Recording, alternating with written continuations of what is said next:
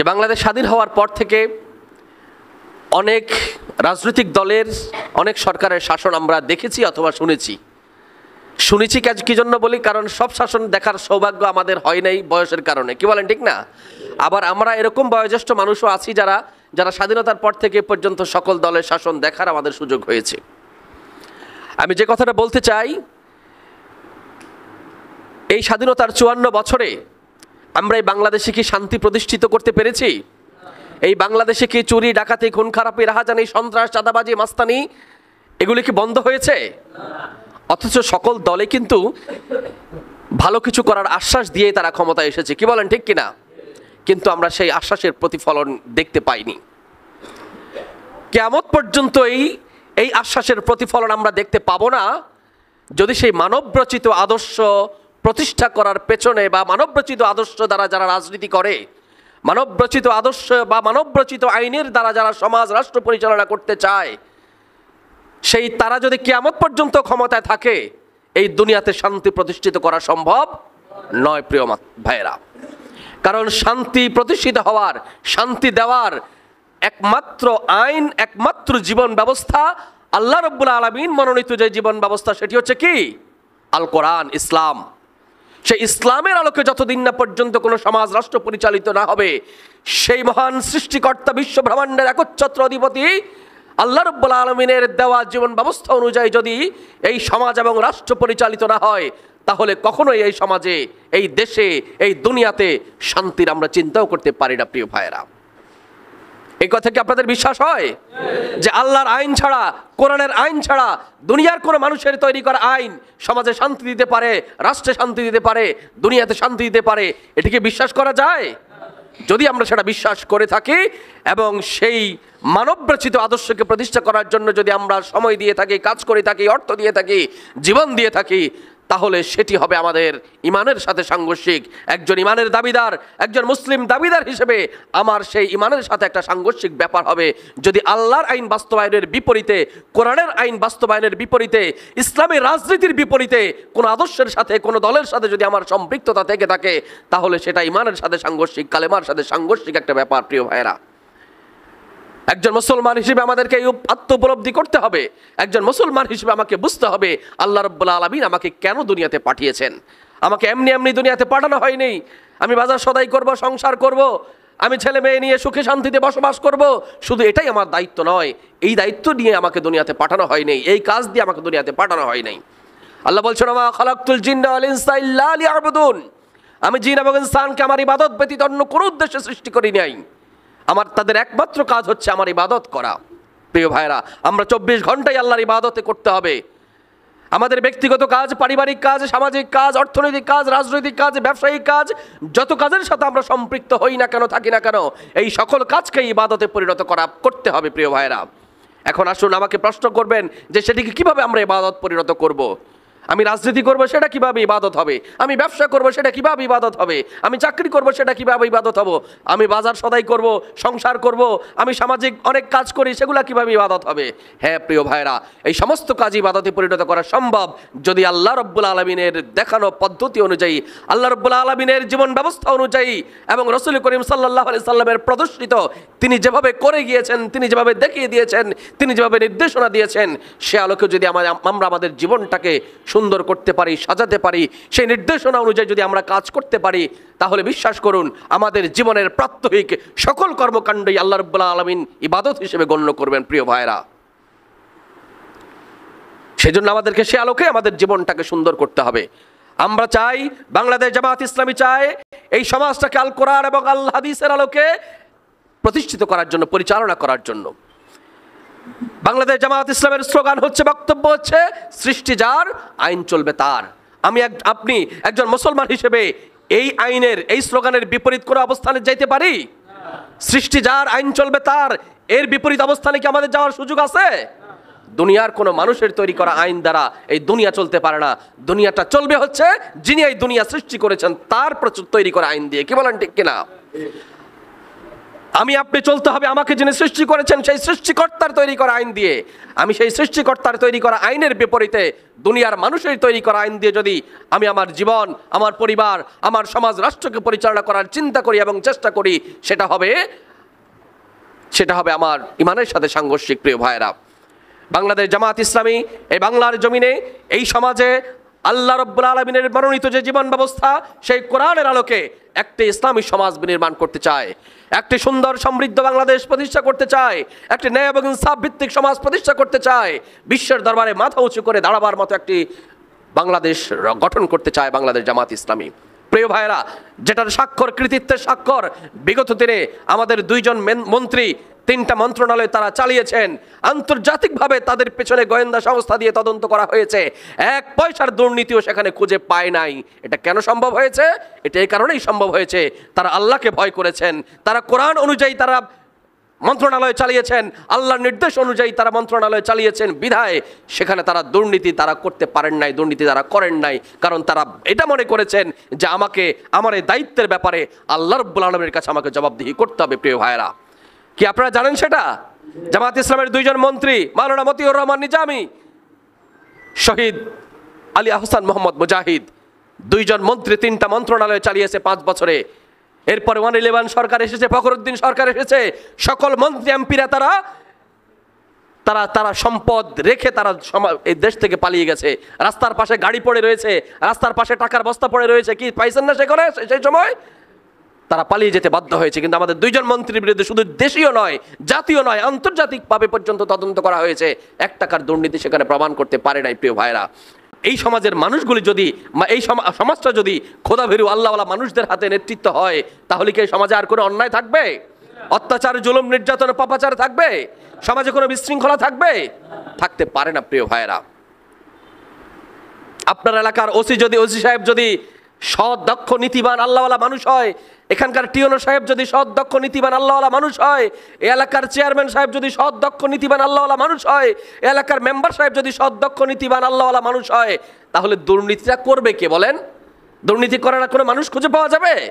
পাওয়া যাবে না। প্রিয় ভাইরা, আমরা চাই এই এলাকার, এই সমাজের, এই রাষ্ট্রের প্রত্যেকটা রন্ধ্রে রন্ধ্রে, প্রত্যেকটা জায়গায় ক্ষমতার প্রয়োগ যেখান থেকে হবে, ক্ষমতার এক্সারসাইজ যেখানে হবে, সেখানে প্রত্যেকটা জায়গার মানুষগুলি সৎ, দক্ষ, খোদাভীরু আল্লাহওয়ালা মানুষ হবে। প্রিয় ভাইরা, আর এই কাজটা জামাত ইসলামের একার পক্ষে সম্ভব নয়। জামাত ইসলামের ভাইরা আমরা চাইলে এই কাজ হয়ে যাবে, এই পরিবর্তন হয়ে যাবে, সেটা সম্ভব নয়। সেটি তখনই পরিবর্তন সম্ভব হবে যখন আমাদের প্রত্যেকের সম্মিলিত প্রচেষ্টা সেখানে একত্রিত হবে। প্রিয় ভাইরা, যখন আমরা সবাই সম্মিলিতভাবে সেই প্রচেষ্টায় অংশীদার হব, যখন আমরা সবাই সম্মিলিতভাবে সেই কাজে অংশগ্রহণ করব, তখন সেই স্বপ্ন বাস্তবায়ন করা সম্ভব হবে। প্রিয় ভাইরা, আমরা কি চাই আমাদের নিজেকে, আমাদের পরিবারকে, আমাদের এই সমাজকে একটি সুন্দর সমাজ হিসেবে রূপান্তর করার জন্য আমরা চাই কিনা? যদি আমরা সেটা চেয়ে থাকি, তাহলে আমাদেরকে ন্যায় এবং ইনসাফের পক্ষে থাকতে হবে। কোরআনের আইন প্রতিষ্ঠিত হোক, সেই কাজে আমাদেরকে সহযোগিতা করতে হবে। প্রিয় ভাইরা, আজকে এখানে যারা উপস্থিত রয়েছেন, নিশ্চয়ই আপনারা জামাতকে ভালোবাসেন, জামাতকে সাপোর্ট করেন, জামাত আগামী দিনে এই দেশ পরিচালনায় অংশগ্রহণ করুক, এটা আপনারা চান। বিধায় জামাতের আহ্বানে আজকের এই প্রোগ্রামে এখানে এসছেন। কিন্তু প্রিয় ভাইরা, আমাদের এই এলাকায়, আমাদের এই কেন্দ্রে, আমাদের এই ওয়ার্ডে আমরাই এই অল্প সংখ্যক কিছু মানুষ নয় শুধুমাত্র।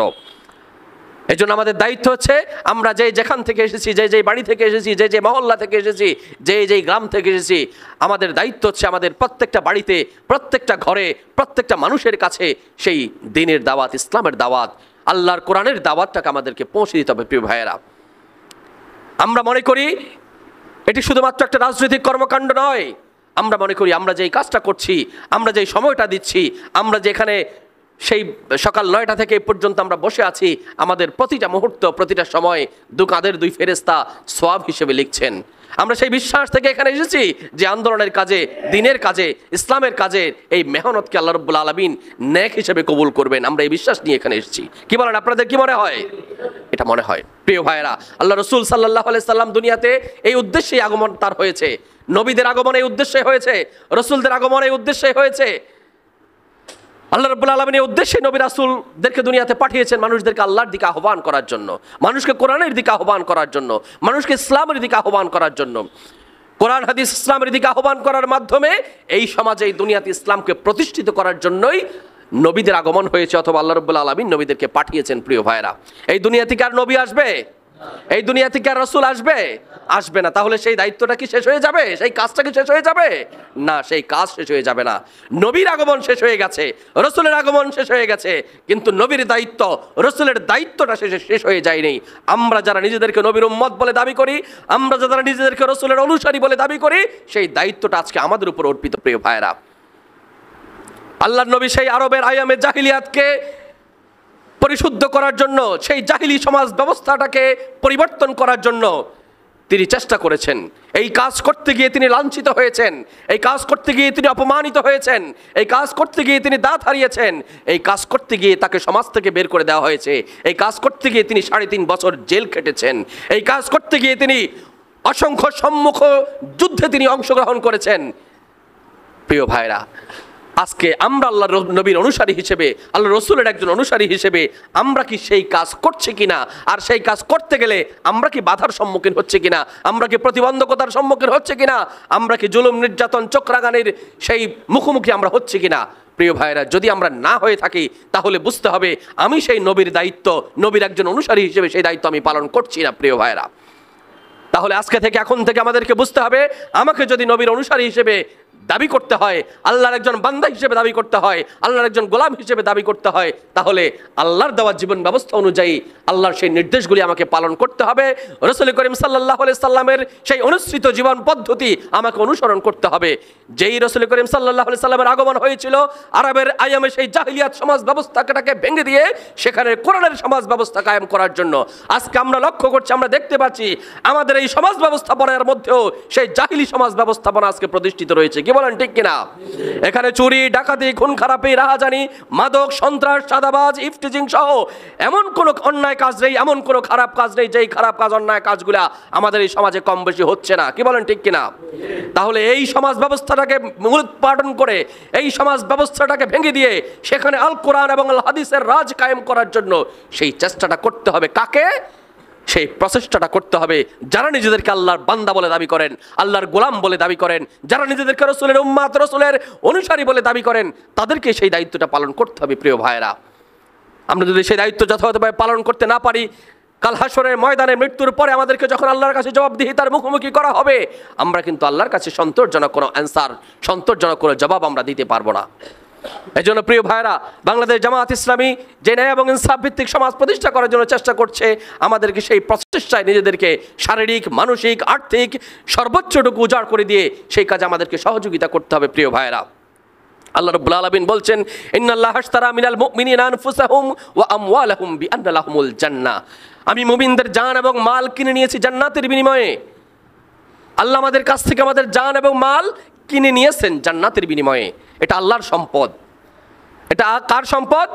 এটা আল্লাহর সম্পদ। এটা আল্লাহ কিনে নিয়েছেন জান্নাতের বিনিময়ে। অর্থাৎ আমরা আল্লাহকে জান এবং মাল দিব, বিনিময়ে আল্লাহ আমাকে কি দিবেন? জান্নাত দিবেন। এটা কার কথা? এখন আসুন, আমরা কি আল্লাহকে জান এবং মাল দেই? দিচ্ছি কিনা বলেন? দিচ্ছি না। তাহলে কি আমরা জান্নাতের আশা করতে পারি? সহজ কথা ভাই, আপনি দোকানদারকে টাকা দিয়েছেন বলে দোকানদার আপনাকে মোবাইলটা দিয়েছে। আপনি যদি তাকে টাকা না দিতেন, দোকানদার মোবাইল দিত না। ঠিক আল্লাহর সাথে আমাদের কেনাবেচার যে চুক্তিটা হয়েছে, সেই চুক্তিটা কি? আল্লাহকে আমরা জান এবং মাল দিব, বিনিময়ে আল্লাহ আমাকে জান্নাত দিবেন। প্রিয় ভাইরা, সে আল্লাহকে জান আর আল্লাহকে মাল দেওয়া মানে আল্লাহকে টাকা এক বান্ডিল মারি দিবেন, সেটা আল্লাহ গ্রহণ করে নেবেন। আর আল্লাহকে জান দেওয়া মানে হচ্ছে আল্লাহকে জানের একটা অংশ, একটা হাত কাটে দিবেন, একটা পা কাটে দিবেন। এই জানটা এই যাবে জান দেওয়া নয়। জান দেওয়া মানে হচ্ছে আল্লাহর রাস্তায় সংগ্রাম করা। জান দেওয়া মানে হচ্ছে আল্লাহর দ্বীনের কাজে সহযোগিতা করা।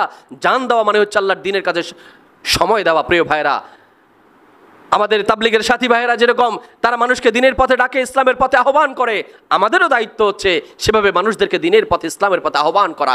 এটা আমার একটা দায়িত্ব, এটা আমার একটা রেসপন্সিবিলিটি, এটা একটা ফরজ ইবাদতের নাম। নামাজ পড়াটা যেমন ফরজ ইবাদত, ঠিক তদ্রূপ আল্লাহর পথে মানুষকে ডেকে আনা, আল্লাহর পথে মানুষকে আহ্বান করা, কোরআনের পথে মানুষকে ডাকা, এটা একটা ফরজ ইবাদতের নাম।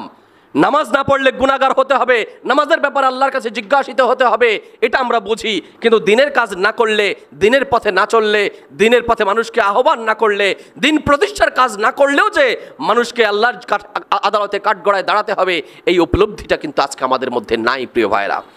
সেজন্য আমরা বলছি আল্লাহর রাস্তায় জান এবং মাল দেওয়া, যেটা বোঝায় যে জান দেওয়া মানে হচ্ছে মানুষকে দিনের পথে আনার জন্য মেহনত করা, সময় দেওয়া, পরিশ্রম করা। এই যে আপনারা আজকে আসছেন, বসছেন, সময় দিচ্ছেন, আমরা আসছি, আপনারা কষ্ট করছেন, এভাবে করে এই সময় দেওয়াটার নাম হচ্ছে জান দেওয়া। এটা কি একদিন আর 2 দিন দিলে হবে না, এটা প্রতিদিন আমাদের রুটিন ওয়ার্কের মধ্যে একটা সময় রাখতে হবে। আমি আজকে 2 জন মানুষকে দিনের পথে রাখবো, দিনের কথা বোঝাবো, ন্যায়ের পথে বোঝাবো, অন্যায়কে পরিহার করার জন্য চেষ্টা করব। আল্লাহ বলছেন উদউ ইলা সাবিলি রাব্বিকা বিল হিকমা ওয়াল মাউইজাতিল হাসানা ওয়াজাদিলহুম বিল্লাতি আহসান, যে ডাকো তোমার প্রভুর দিকে, ডাকো মানুষকে আল্লাহর দিকে হিকমত সহকারে এবং উত্তম কথার মাধ্যমে, উত্তম নসিহা সহকারে। আর এই পথে চলতে গেলে, এই কাজ করতে গেলে, এই কথা বলতে গেলে বাধা আসবে, বিপত্তি আসবে, প্রতিবন্ধকতা আসবে। কিন্তু সেই বাধা, বিপত্তি, প্রতিবন্ধকতায় তোমরা কি করবা না, মানুষের সাথে ঝগড়ায় লিপ্ত হবে না, তর্কে লিপ্ত হবে না, মারামারিতে লিপ্ত হবে না, তাদেরকে বোঝাও, সেটা উত্তম পন্থায়। ওয়াজাদিলহুম বিল্লাতি আহসান, তাদের সাথে বিতর্ক করো, তাদেরকে বোঝাও উত্তম পন্থায়, ঝগড়া ফাসাদে লিপ্ত হওয়া যাবে না। এটা কার কথা? আল্লাহর কথা। এই বাধা, বিপত্তি, প্রতিবন্ধকতা এটা নবীদের সময়ও ছিল, রসুলদের জামানায়ও ছিল। রসুলদেরকেও বাধা দিয়েছেন, নবীদেরকেও বাধা দিয়েছেন সেই সমাজের মানুষগুলি। কি বলেন, ঠিক কিনা? আমরাও এই কাজ করতে গেলে আমাদেরও বাধা এসেছে, বিগত দিনে এসেছে কিনা? গত 16-17টি বছর আমরা এই কাজ করার কারণে আমাদেরকে রাস্তায় থাকতে দেয় নাই, আমাদেরকে বাসা বাড়িতে থাকতে দেয় নাই, উন্মুক্ত পরিবেশে কথা বলতে দেয় নাই, মসজিদের মিম্বারে কথা বলতে দেয় নাই, ঠিকমতো আমাদেরকে চলাফেরা পর্যন্ত সেই স্বাধীনতা বিঘ্ন ঘটানো হয়েছে প্রিয় ভাইরা। এবং এটা আজকে থেমে গিয়েছে, এটা আজকে এই বাধা, বিপত্তি, প্রতিবন্ধকতা এটা থেমে গিয়েছে, শেষ হয়ে গিয়েছে, এখন আর বাধা নাই। ব্যাপারটা কিন্তু এরকম নয়। এই বাধা, এই প্রতিবন্ধকতা, এই চক্রাঙ্গানি এখনও আছে, ভবিষ্যতেও থাকবে, কিয়ামত পর্যন্ত চলতে থাকবে কিন্তু প্রিয় ভাইরা। এটা কার কথা? আল্লাহর কথা। কারণ দিনের বাধা, দিনের পক্ষে চলতে গেলে প্রতিবন্ধকতা এটা চলতেই থাকবে।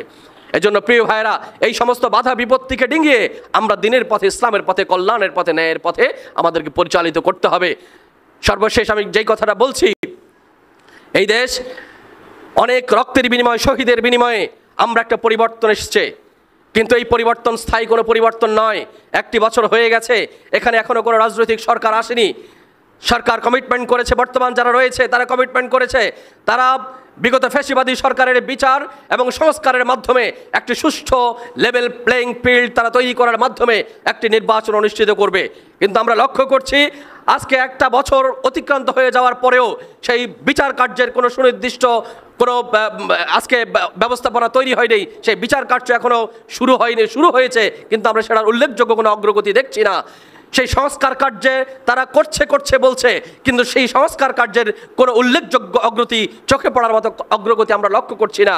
তাহলে এই বিচারহীন একটা অবস্থার মধ্যে রেখে, এই সংস্কারবিহীন একটা অবস্থার মধ্যে রেখে যদি আগামী দিনে নির্বাচন অনুষ্ঠিত হয়, আমরা মনে করি, আমরা ধারণা করি এবং এটা আমরা খুব দৃঢ়ভাবে বিশ্বাস করি যে আগামী দিনে যে নির্বাচন হবে, সেই নির্বাচনের মাধ্যমে, সংস্কার এবং বিচারবিহীন যে নির্বাচন হবে, সেই নির্বাচনের মাধ্যমে আরও বড় একটা ফ্যাসিবাদ এখানে প্রতিষ্ঠিত হওয়ার, স্থায়ী হওয়ার সম্ভাবনা রয়েছে।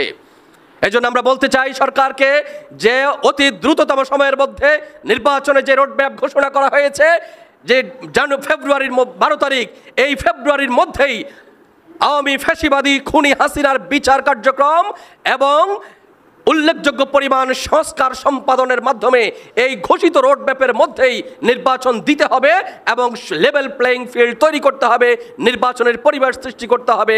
তাহলেই বাংলার জনগণ আগামী দিনে একটি সুখী সমৃদ্ধ বাংলাদেশ গড়ার জন্য যেই স্বপ্ন দেখেছে, যে জীবন দিয়েছে, তাদের রক্তের সেটা তখন বৃথা যাবে না প্রিয় ভাইরা। এজন্য আমাদেরকে প্রস্তুতি নিতে হবে। আমাদের এই সমাজে যারা বিগত দিনে অন্যায়, অশ্লীলতা, বেহায়াপনা, সন্ত্রাস, মাদক, চাঁদাবাজি সহ বিভিন্ন কর্মকাণ্ডের সাথে লিপ্ত রয়েছে, আমরা প্রথমত চেষ্টা করতে হবে তাদেরকে দিনের পথে, ইসলামের পথে, কল্যাণের পথে নিয়ে আসার জন্য। এবং এটা চেষ্টার পাশাপাশি আমরা আগামী দিনে যাতে এই সমাজের সৎ দক্ষ দেশপ্রেমিক নাগরিকরা যারা সমাজের নেতৃত্বে আসতে পারে তাদের পক্ষে আমরা ভূমিকা রাখবো।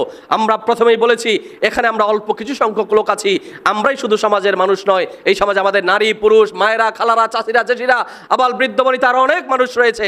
তাদের কাছে আমরা সেই মেসেজ পৌঁছাইতে হবে যে বিগত 54 বছর আমরা অনেক শাসন দেখেছি, অনেক সরকার দেখেছি, আমরা এবার ইসলামকে দেখতে চাই, আমরা এবার কোরআনের শাসন দেখতে চাই, আমরা এবার জামাত ইসলামের হাতে ক্ষমতা দিয়ে অন্তত পরীক্ষা করার জন্য হইলো আমরা দেখতে চাই তারা কিভাবে দেশটা চালায়, তারা কিভাবে সমাজটা চালায়।